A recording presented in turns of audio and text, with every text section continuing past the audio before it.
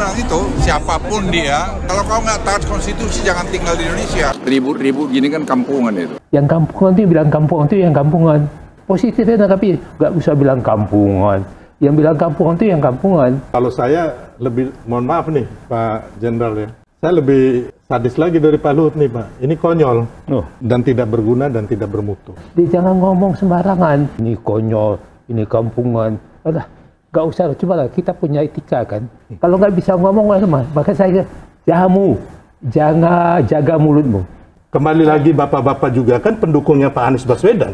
Saya tahu satu persatu Pak. Ada teman-teman bapak itu yang 2014 itu sama saya. Baik. Gitu loh. Saya tahu apa pokok pikirannya mereka mau minta jabatan apa, saya tahu Pak. Itu yang menyakitkan hati saya. Saya mau tidak kebagian apa. Saya seorang marinir. Saya menjadi orang nomor 1 di marinir sudah. Saya sudah menjadi Irjen Depan. Saya anaknya seorang peltu. Bapak saya dan Koramil di Sumatera. Tapi yang menyakitkan kami adalah dikatakan misalnya kami yang tidak kebagian. Saya tuh sepakat bahwa usulan pemaksulan ini ya jangan sampai membuat kegaduhan. Kan kita sekarang udah gaduh nih. Gara-gara para pensiunan jenderal ini yang menurut saya ya kan bahwa ini manusia-manusia pecundang yang tidak murni ya. Yang bikin gaduh siapa? Yang menanggapinya. Siapanya? Apa yang gaduh? Nggak ada gaduh. Yang menanggapinya yang gaduh itu aja. Ini yang saya bilang. Ini kita harus waspada. Ini pakai gaya baru kan. Mengadu domba gitu. Mau dinilai apapun saya terserah. Prabowo silakan jadi presiden. Adik saya, dia 5 lifting di bawah saya. Iyalah, makanya kami buat yang ke-8 memakzulkan. Itu kecintaan kami kepada Prabowo. Kenapa kok Prabowo ditempelkan itu? Tempelkan Gibran, tempelkan Fufu Fafa. Saya khawatir kalau terjadi hidden kudeta. Kalau itu terjadi dengan sisa umur kami ini, kami akan bela habis-habisan adik kami itu. Bapak-bapak juga harus menyadari Pak, bahwa Pak Prabowo dan Mas Gibran ini mulai pendaftaran, sampai pemilu, sampai penetapan pemenang, sampai gugatan di MK, 01 sama 03 udah kalah, terus penetapan oleh KPU, oleh akhirnya dilantik MPR, dan sampai sekarang 6 bulan, tidak ada menyalahi konstitusi. Tidak ada menyalahi konstitusi.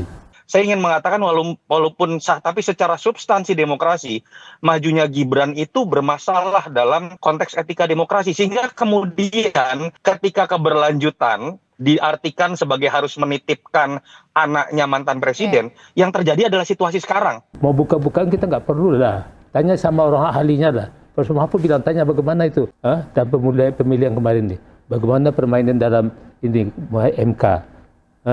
Ketua MK-nya siapa?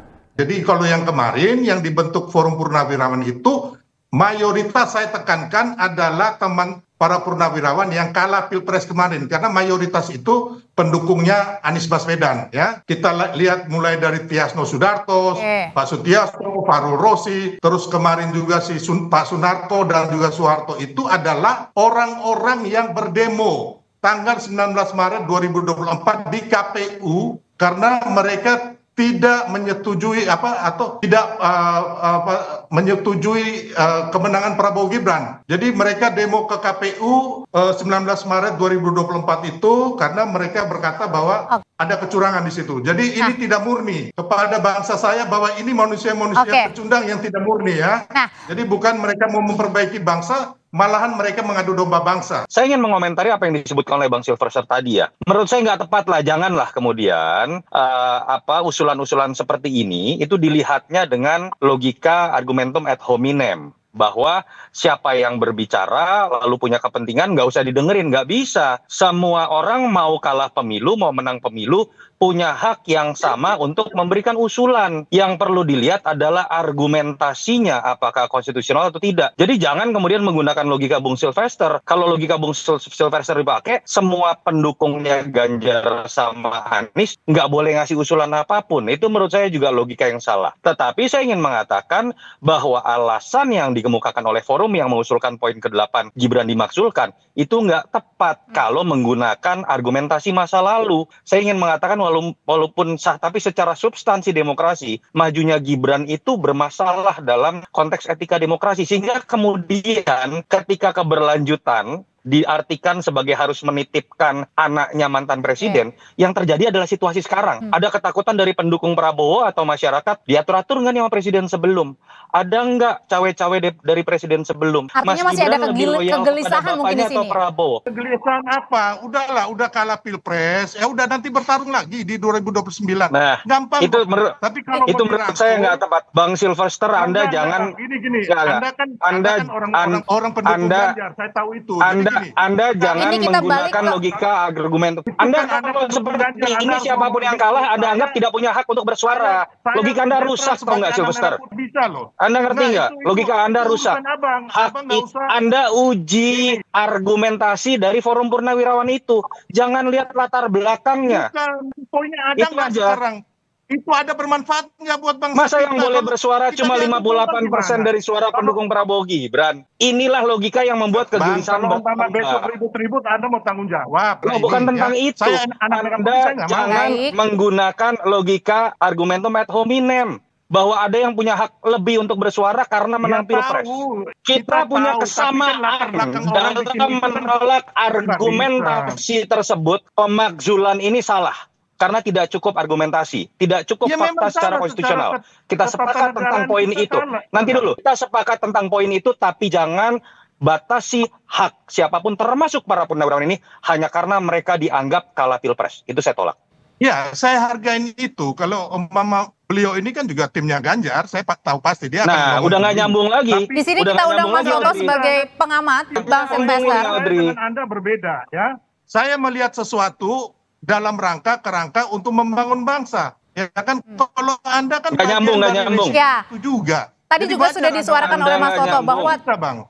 Ya, mereka kemarin juga tanggal 19 Maret 2024 ke KPU itu Pak Soeharto dan Sunarto itu memprotes bahwa Pilpres itu curang. Gitu loh, ada latar belakang. Jadi nggak bisa juga kita abaikan latar belakang. Saya boleh jawab nggak, Audrey? Ya, silakan. Kalau Sylvester menggunakan logika seperti ini, Sylvester, kamu ingat nggak yang namanya tim Prabowo pun ketika kalah 2014-2019 melakukan protes ke KPU dan Bawaslu. Apakah Pak Prabowo dengan timnya kemudian pada saat itu dianggap tidak punya hak bersuara? Anda nggak nyambung. Kita bicara di sini, kita uji saja apakah argumentasi Purnawirawan itu kuat atau tidak secara konstitusional. Jangan Anda bawa menang atau kalah. Itu yang akan menambah kegelisahan. Kita uji, tapi Anda jangan mulai dengan bahasa kalau Anda kalah pilpres, Anda tidak boleh bersuara. Itu udah ngawur. Bapak-bapak, singkat saja. Kalau buat saya, ketika Pak Prabowo bekerja dengan sebagaimana mestinya, memposisikan dirinya sebagai satu-satunya pemimpin, Mas Gibran memposisikan dirinya sebagaimana mestinya secara konstitusional, itu menurut saya juga dia akan menjauhkan dirinya dari pemakzulan. Tidak usah takut dengan tekanan-tekanan politik apapun, dan tidak usah juga pendukungnya itu kemudian kebakaran jenggot dengan kemudian memilah-milah orang yang bersuara kalah pilpres atau menang pilpres. Itu yang menambah kecemasan dan menambah sebuah kontroversi. Intinya kerja. Kalau itu dijalankan dengan baik, bekerja, ya sudah. Begitu pula pendukungnya menurut saya lebih banyak berbicara mengenai kerja dari presiden dan wakil presidennya dibandingkan bernostalgia masa lalu tentang siapa yang kalah dan menang pilpres seperti yang disampaikan oleh Bung Sylvester tadi. Bang Sylvester.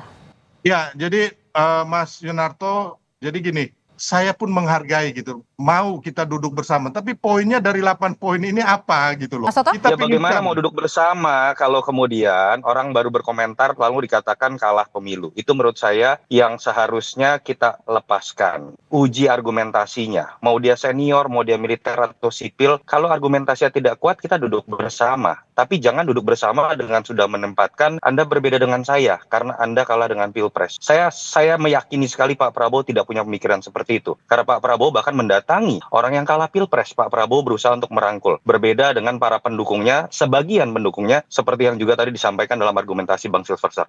Kalau kesamaan sikap dengan Pak Prabowo yang dilakukan oleh para pendukungnya, saya meyakini kok kegelisahan itu tidak akan muncul. Isu matahari kembar tidak akan muncul. Isu mengenai cawe-cawe juga tidak akan muncul. Jadi mulailah dari sikap sebagai seorang pendukung seperti yang sudah dicontohkan oleh Prabowo sendiri. Assalamualaikum warahmatullahi wabarakatuh. Jumpa lagi dengan saya di Kem TV Channel. Ini barusan kita saksikan ya sebuah pernyataan dari mantan-mantan jenderal atau purnawirawan TNI ya, yang menyatakan sikapnya memberikan usulan kepada Presiden Prabowo ya, Di situ ada 8 poin dan salah satu poinnya yaitu di poin ke-8 agar supaya Gibran Wakil Presiden Prabowo itu dimaksulkan. Dan ini tentu saja ya mendapat ya counter balik dari para pendukungnya atau para penjaganya Pak Mulyono alias Pak Jokowi ya. Salah satunya adalah yang kemarin viral adalah dari Pak Luhut Binsar Panjaitan ya. Bahkan Pak Luhut mengatakan bahwa yang ya ingin memaksulkan Gibran itu dinilai kampungan ya. Bahkan yang lebih parah lagi Pak Luhut mengatakan yang bikin kegaduhan, yang tidak taat konstitusi ini silahkan pergi dari bumi Indonesia. Ini kan wah statement yang sangat keras sekali ya. Padahal Pak Luhut kan beliau sebagai purnawirawan juga ya, angkatan 70. Sedangkan yang purnawirawan ini yang mengusulkan ini rata-rata angkatan 65 ya. Ya sebut saja Pak Samsul ya, Pak Samsul Jalal ya. Ada Pak Soeharto, Pak Sunarko, itu angkatan-angkatan di tahun 65-an. Lebih senior lah dari beliau-beliau ya, Pak Luhut, Pak Prabowo. Dan di sini para purnawirawan memang mengusulkan ya. Jadi ya mohon diterima saja dengan baik-baik. Ya namanya usul, apabila usul itu diterima ya silahkan, nggak diterima ya nggak masalah. Itu komentar dari para purnawirawan. Nggak usahlah di-counter dengan yang kata-kata yang kasar, kata-kata yang ya sebut saja kampungan atau pergi saja dari Indonesia. Itu kan sangat tidak beretika sekali ya. Apalagi ini ada ya sebut saja jubirnya Pak Jokowi ya, relawan Jokowi apa relawan ya, ini Bung Sylvester Matutina, bahkan beliau terang-terangan saya lebih sadis lagi dari Pak Luhut, ini konyol katanya, tanpa dasar-dasar hukum dan ya bla bla bla ya. Dan ini pun langsung dijawab oleh Pak Samsul Jalal ya, bahwa janganlah mengeluarkan statement-statement yang kesannya tidak beretika. Asalnya kan kita orang Timur, bisa semua dibicarakan. Bahkan ya Pak Samsul menyarankan agar Pak Prabowo memanggil Pak Tri Sutrisno, berdialog, berdiskusi. Dan bahkan kemarin ya di acara ulang tahun di Purnawirawan seluruh Indonesia itu ya, itu Pak Tri Sutrisno duduk berdampingan dengan Pak Prabowo. Itu kan suatu tanda-tanda bahwa Pak Prabowo juga memang negarawan sejati ya. Siapa saja boleh kan memberikan usul, siapa saja boleh memberikan saran, tetapi kan tidak bisa memaksa gitu loh. Dan Pak Prabowo menerima itu dengan ya maksudnya menyambut para purnawirawan ini dengan baik-baik saja kok. Dengan tidak dengan kata-kata kasar ataupun cacian makian, enggak. Pak Prabowo ya biasa saja. Bahkan beliau ketika mau berpidato di depan para purnawirawan, Pak Prabowo itu memberikan hormat dengan sikap sempurna di depan Pak Tri Sutrisno sebagai sesepuh TNI ya. Pak Tri Sutrisno kan sebagai sepuh TNI, dan di situ kan yang mengetahui tanda tangan 8 poin usulan atau saran dari para purnawirawan ini kan diketahui oleh Pak Tri Sutrisno. Jadi kalau menurut saya sih ya, di kantor dengan ya biasa saja lah, baik-baik saja, semua akan bisa dibicarakan. Namanya usulan bisa dipakai, bisa tidak. Kita juga tidak bisa memaksa kan. Tinggal terserah Pak Prabowo-nya mau memakai usulan itu atau tidak gitu loh. Kalau menurut saya sih jangan dikantor dengan ya kata-kata yang kurang pantas ya. Apalagi ini Bung Sylvester Matutina ini sepertinya beliau istilahnya ya menganalisa ataupun atau menuduh lah bahwa ini karena kalah Pilpres, karena kalah kemarin di Pilpres kemarin, ini semua pendukungnya Anies, pendukungnya Ganjar, dan itu kan yang membuat apalagi ditambah lagi ini orang-orang yang tidak kebagian jabatan katanya. Dan itu sangat menyakiti sekali hati para purnawirawan ya dengan jawaban itu, tuduhan itu. Itu saya rasa itu tuduhan yang tendensius lah. bahwa orang-orang purnawirawan ini mencari jabatan katanya. Padahal kan mereka sudah menyatakan kami ini sudah uzur, tapi kami ini ingin bangsa ini tetap utuh, bangsa ini kembali ke tracknya, itu aja. Dan saya sangat percaya itu, yakin dengan hal itu. Purnawirawan kan ya sangat setia dengan jiwa korsanya. Makanya Pak Prabowo ya menyikapi itu dengan biasa saja. Tidak mengiyakan, tidak juga menolak. Ya semua masukan pasti ditampung. Nah terserah nanti Pak Prabowo akan memakai saran itu atau tidak, itu hak prerogatifnya presiden ya. Pak Prabowo di sini. Jadi justru ini yang kebakaran jenggot ini malah para pemujanya Jokowi. Seperti kebakaran jenggot ya. Padahal kan dia tinggal di counter saja ya. Kalau bisa silahkan. Sesuai dengan aturan yang ada, sesuai dengan konstitusi. Bahkan Bung Silvester nyata-nyata menjelaskan bahwa Gibran tuh dari awal sampai akhir, sampai pelantikan belum pernah melanggar konstitusi. Dan itu langsung dibantah oleh seorang pengamat politik kita ya, Bung Yunarto Wijaya, mengatakan bahwa kalau mau balik lagi ke sana, alangkah banyak sekali bukti-bukti bahwa Gibran itu melanggar konstitusi. Di situ di Mahkamah Konstitusi ketika Gibran mencalonkan kan ada pamannya, bapaknya juga masih presiden yang berkuasa. Itu kalau diungkap ke sana, wah, jadi akhirnya kan debatnya jadi debat yang sudah lewat. Ini kita bicara ke depan, gitu loh.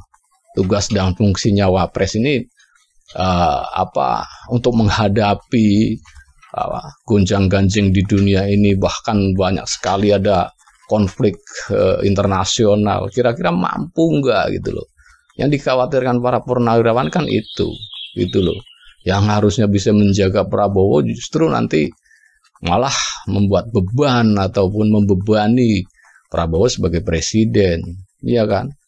Dan yang salah satu tuntutannya juga para purnawirawan ini menyarankan bahwa orang-orang yang menteri-menteri yang masih terafiliasi dengan Pak Jokowi segera direshuffle karena ini sangat mengganggu sekali. Di sini ini yang menjadi perbincangan publik bahwa ada dua matahari kembar di Indonesia.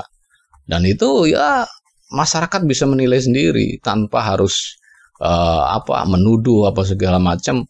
Kita sudah lihat sendiri bagaimana anaknya Pak Tri Sutrisno yang kemarin dicopot ya dari jabatannya, akhirnya dipulangkan belum ada sehari langsung dibatalkan. Ada apa ini? Ini kan otomatis kalau dilihat secara politik ini ada tarik menarik ini antara dua kekuatan ya. Ya kita sebut saja kekuatan dari Presiden Prabowo sebagai presiden terpilih, yang kedua dari Pak Jokowi yang seolah-olah menjadi matahari kembarnya Pak Prabowo. Jadi nggak bisa disangka lagi bahwa memang ada matahari kembar di pemerintahan ini.